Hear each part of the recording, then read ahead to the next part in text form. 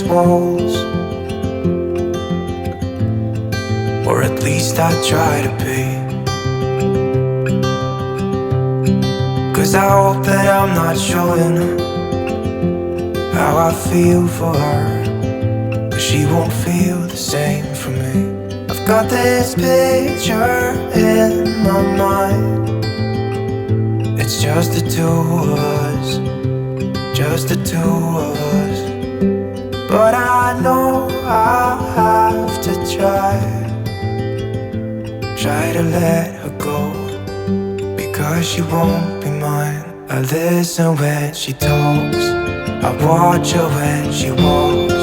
She's giving me these feelings that I've never felt before, but she will never know that I love her so well. She's with somebody else, and I will have